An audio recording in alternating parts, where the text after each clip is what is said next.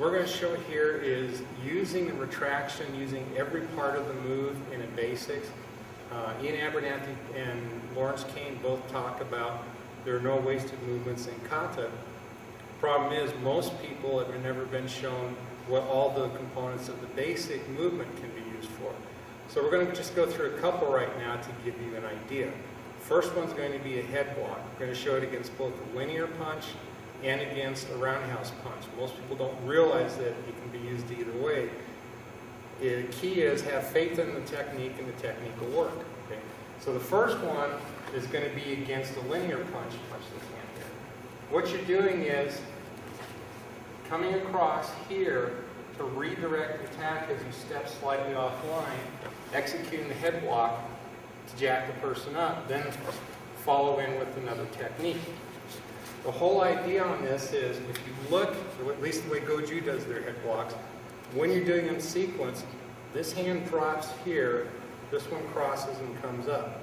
This hand drops here, this one crosses and comes up. The retracting hand is actually dropping across the center line of the body and pulling back. If you do the block correctly, you learn even from here to cross your hands. Crossing movement's there for a reason. That's what most people nowadays have left out. They start shortcutting their blocks and doing this. Okay? The other thing this leads to is, if he punches chest and I don't cross my hands, and he does a linear punch, I'm going to lift this right into my chin. Most people who have been practicing for a while have seen this. Okay? If he punches chest and I'm thinking head, and I cross hands, I've already deflected this. Now I lift this past my face. I'm not going to get hit in the face just because I made a mistake as to what level the block the attack was coming from. Okay. From here now, the retraction comes into play. Okay. This movement here, this dropping movement, rather than pulling like most people do, you just drop. Okay. The dropping movement has better effect than pull. Okay. Now resist. Okay. Pulling with resistance moves him some. Pulling with resistance, if you drop, puts him right on a level for counterattack, gets that arm out of the way. Okay. So what you're trying to do is learn how to use every single part of the block. Okay.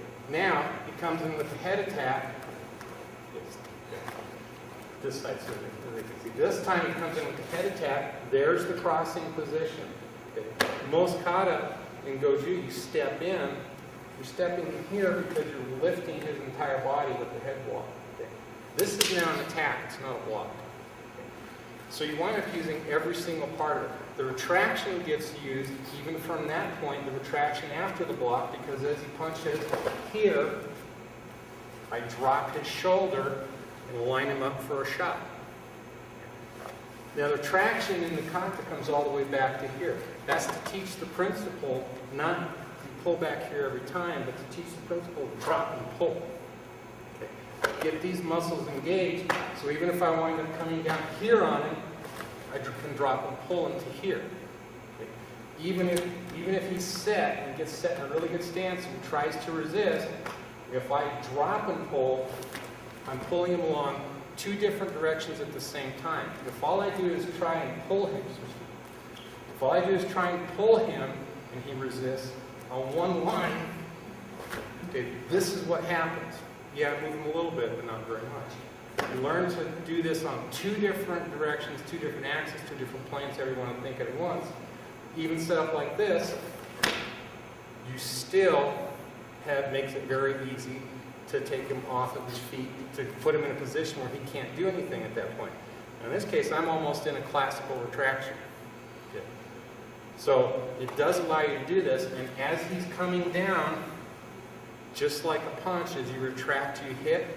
As you jerk and pull, your hand comes out at the same time. Okay, strike it. It's not retract, hit, retract, strike. Just like in the kata, they happen at the same time. Open hand or closed hand. Now, you can also use this against a roundhouse punch. If you learn to drop and to move your hands in the crossing position first, if he throws a roundhouse punch with this hand, and I want to block with this hand, I step in. Goes fast. Okay, here.